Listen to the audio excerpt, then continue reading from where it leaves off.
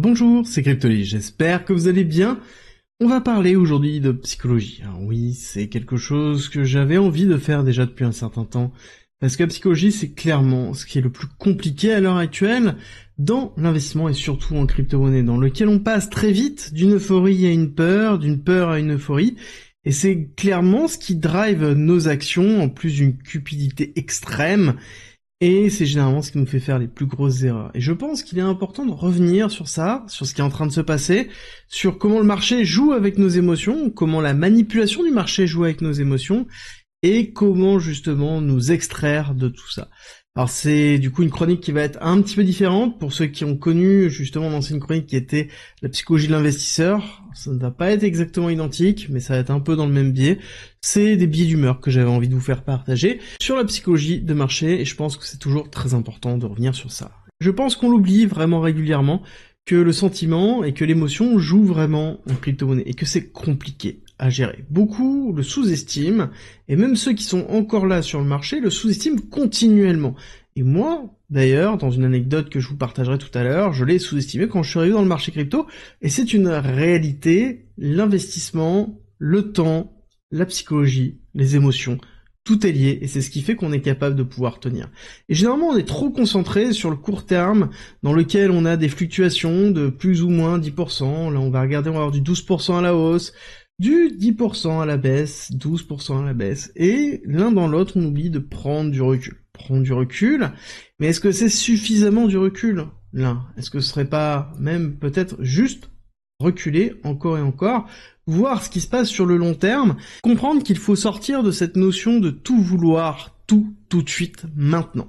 C'est la plus grosse problématique que je vois, que ce soit dans les personnes que j'accompagne, que ce soit dans le groupe, que ce soit dans les commentaires, que ce soit même sur Twitter ou sur Instagram, absolument partout, je vois quelque chose qui revient toujours, tout le temps. C'est je veux tout de suite, maintenant. C'est ma dernière chance, c'est le moment où le faire, mais après ce sera trop tard, ah mais je vais pas encore attendre 4 ans, et on oublie la réalité de ce qu'est réellement la crypto. Et je pense que c'est vraiment dommage, parce que la crypto c'est vraiment un outil pour pouvoir développer son capital, mais aussi se développer soi-même.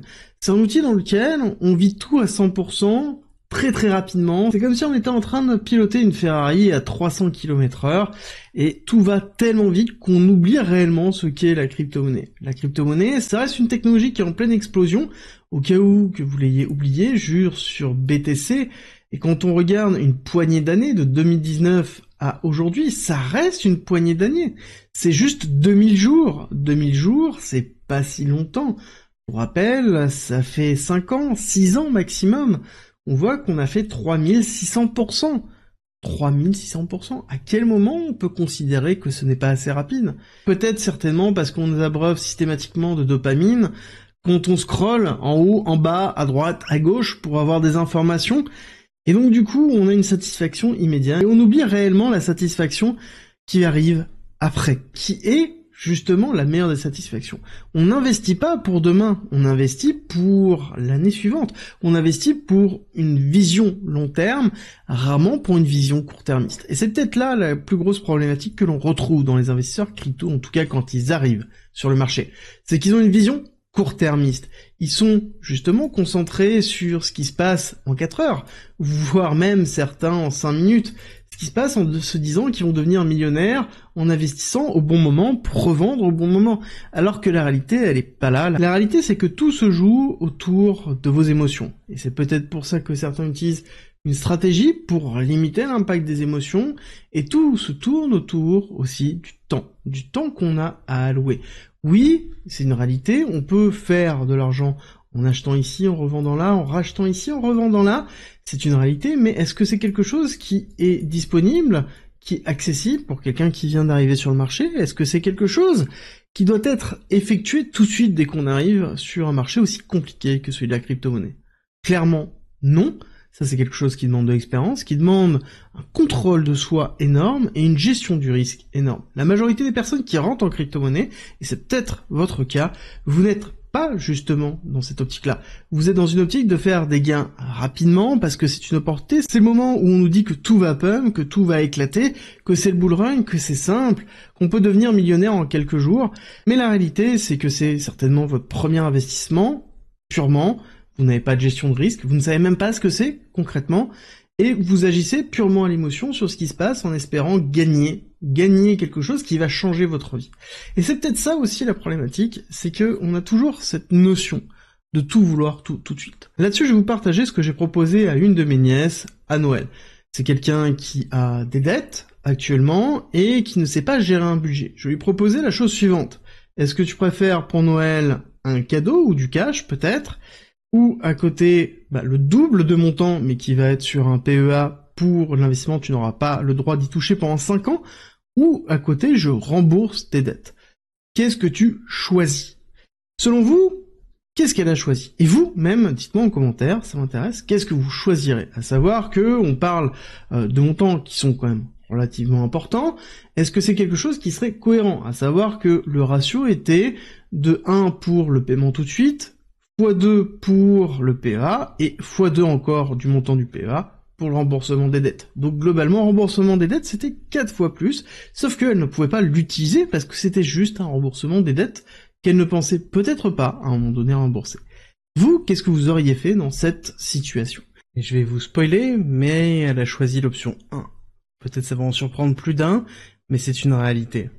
Et c'est intéressant parce que c'est là où on voit la notion de psychologie que l'on peut avoir, la notion de réflexion que l'on a autour de son investissement, surtout en crypto, où tout est instantané, tout est rapide, et où on nous vend continuellement le millionnaire à tout bout de champ qui a mis 100 € et qui a fait des millions. Sauf qu'on oublie réellement la notion du biais, le biais du survivant, donc il y a un biais cognitif, qui est la représentation que ce que l'on voit n'est juste celui qui a gagné, et on ne voit pas l'ensemble des personnes.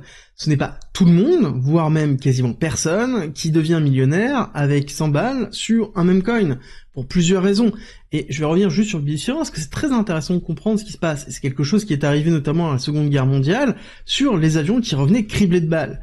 Les personnes se sont dit, c'est là où les personnes récupèrent des balles, donc on va renforcer ces zones-là. Sauf que la réalité, c'est que s'ils revenaient à bon port, c'est que c'était pas les zones critiques qui étaient touchées.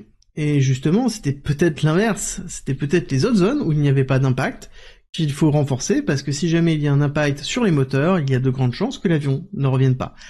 Et c'est exactement ce que l'on subit avec la crypto-monnaie en général, sur les gains faramineux, où on se dit que c'est facile et que ça arrive à tout le monde et que ça peut être votre cas à vous.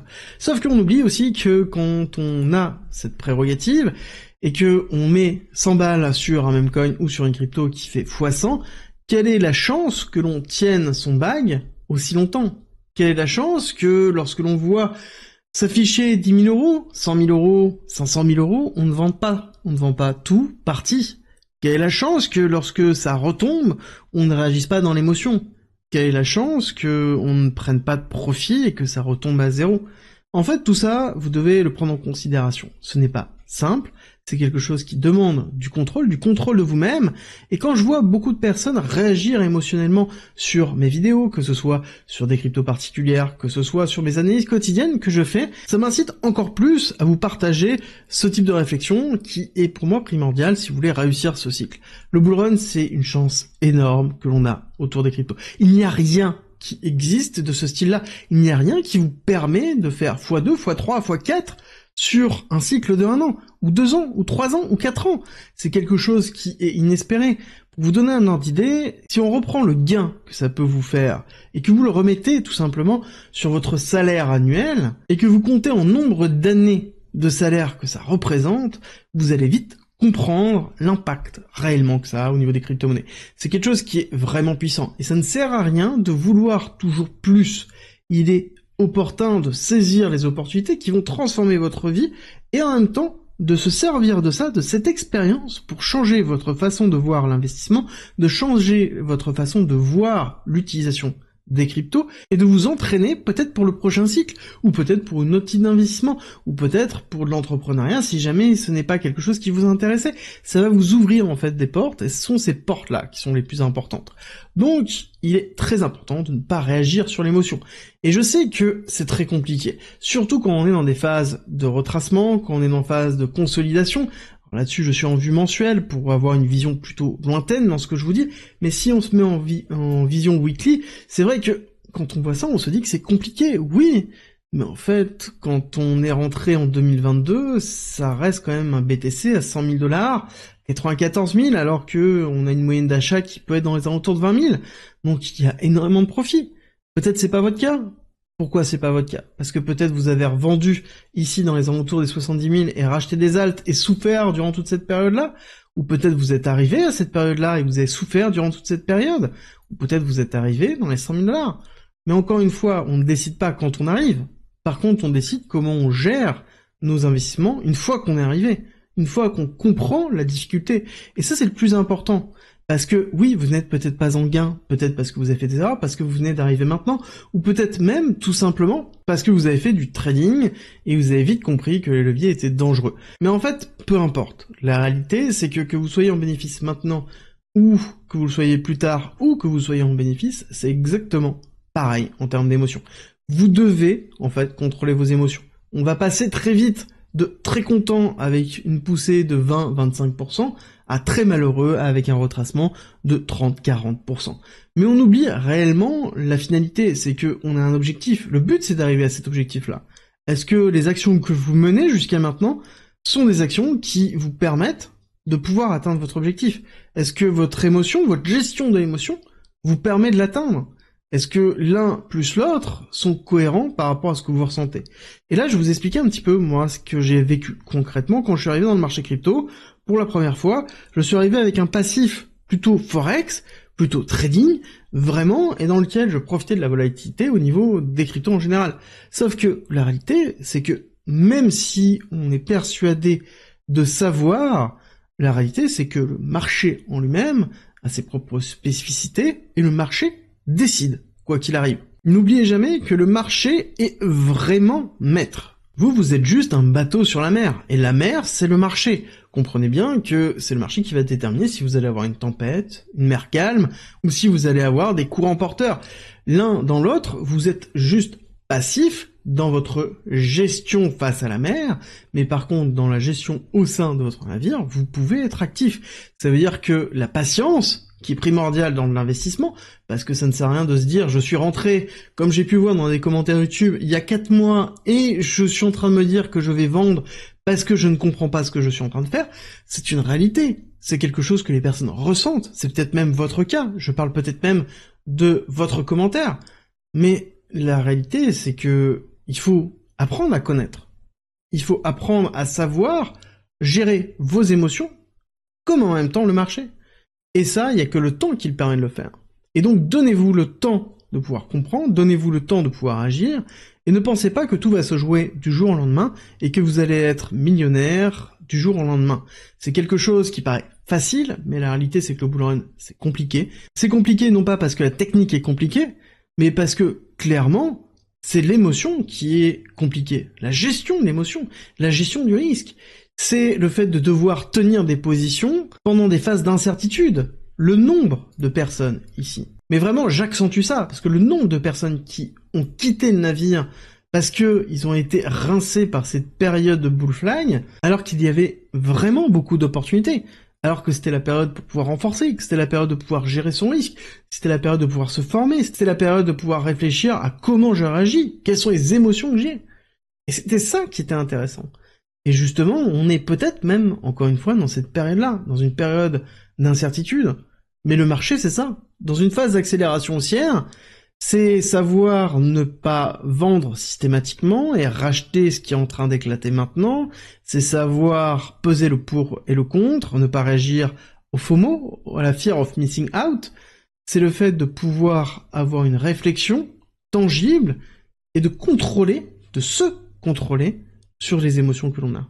Parce que l'investissement, clairement, c'est ça. Et la crypto-monnaie, c'est clairement un accélérateur. Un, financier, oui, quand on sait faire, ou en tout cas qu'on se donne la peine de pouvoir comprendre et de se dire que ce n'est pas si simple que ça, et que ça demande de l'énergie, de la réflexion, mais aussi c'est un accélérateur formateur.